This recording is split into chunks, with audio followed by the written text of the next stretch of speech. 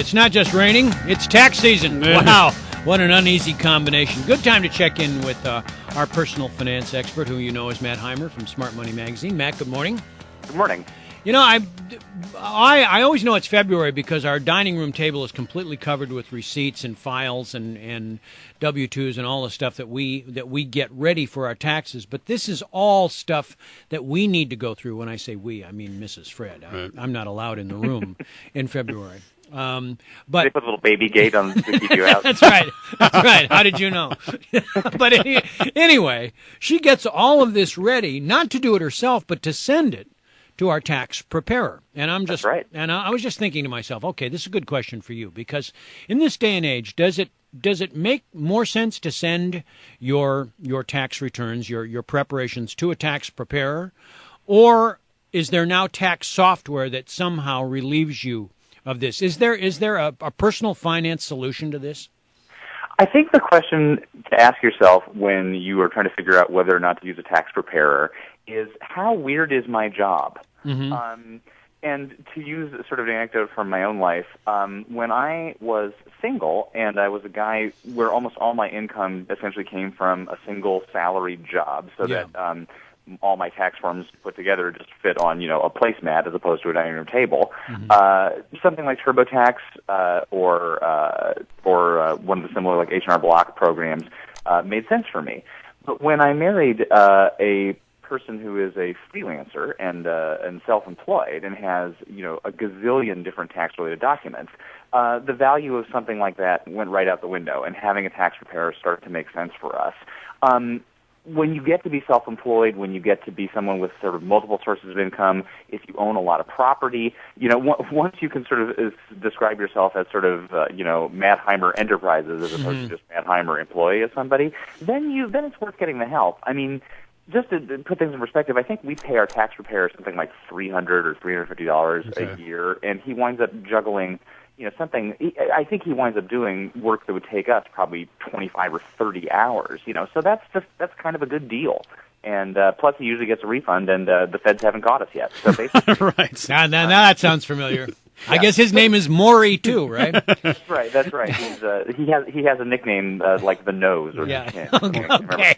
But I guess the bottom line here is the more sources of income you have, the more complicated, the more deductions that you might be trying to arrange within that tax return, the less something like TurboTax or one of the off the shelf software firms is going to help you out, right? Well, that's right. I mean, I don't want to slag those software things completely. I mean, they can still be helpful, but you wind up having to put so much more time into making them work for you. Mm-hmm.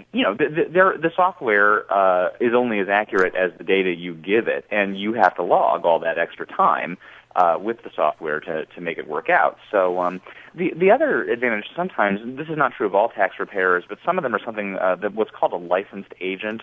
These are basically people who, if there is if the IRS is unhappy with your tax return for any reason, they actually have the sort of power and the expertise to defend you. Right. That can be a good thing to look for in a tax preparer if you have a complicated tax preparing sort of life. Yeah, that would be good for you, Freddie, because since you write off everything, including the trip to the studio every morning, I'm sure you write off, and movie tickets. And hey, somebody's got to pay the driver, all right? Right. Well, Mrs. Fred might already be a licensed agent. Well, she should be by now. She certainly had the time putting all this stuff together, which makes me ask one more question in terms of your complicated return, seeing as how you perhaps have multiple sources of income.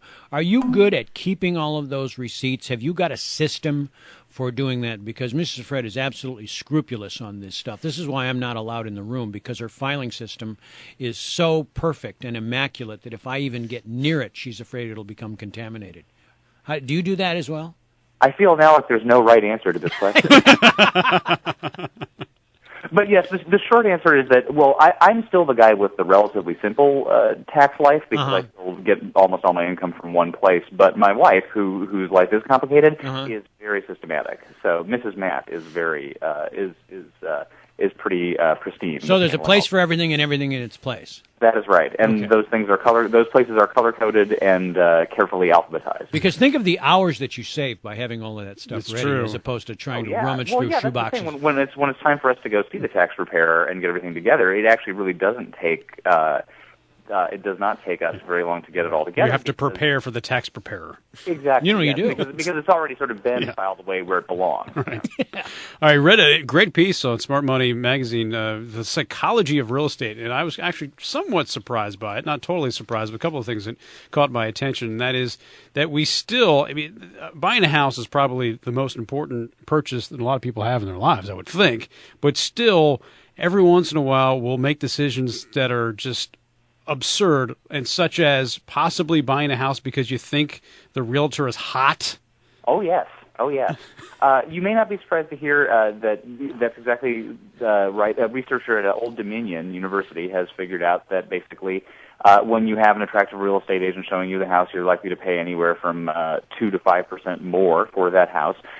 You'll be even maybe more dismayed to learn that this effect works with female real estate agents on male buyers, but it does not seem to work with male real estate agents on female buyers. Okay. So make of that what you will. This may have something to do with why Fred isn't allowed to touch the tax forms.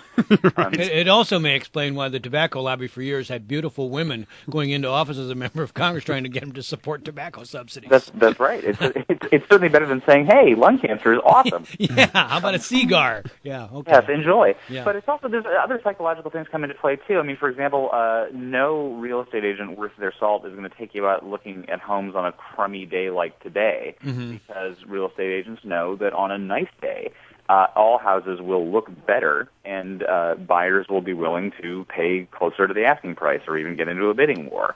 So just sort of an example of feelings and mood kind of trumping all of the analysis that you would think would go into a several $100,000 investment. And it's very, it's a hard thing to resist. I think the lesson that comes away from my colleague Ryan Sager's article on this topic more than anything is just this notion that you've got to take the buying decision somehow away from the impulse, or away from the man. yes, that helps too. And I think also there's also issues. This is particularly relevant right now with fall in housing prices that we've seen. There's also an issue called loss aversion that affects people when they are selling, and this is basically the instinct that says, well, I've got to get at least my purchase price back when I sell. For a lot of people, that's really not realistic anymore, but it's very, very hard psychologically, never mind financially, to let go, to adjust to the idea that something might be worth less than it was when you bought it. Right. And a lot of people think that, especially now that banks are willing to accept, what are called short sales, where you essentially sell a house for less than the value of the mortgage, but the bank sort of forgives the mortgage. Yep. A lot of people think that if more sellers were sort of willing to accept that, the housing market might start to pick up again and have more activity again. But again, it's a psychological hurdle more than a financial one that keeps sellers from wanting to do this, even if it means that they actually won't be financially hurt by selling for less. All right, Matt. Good luck with your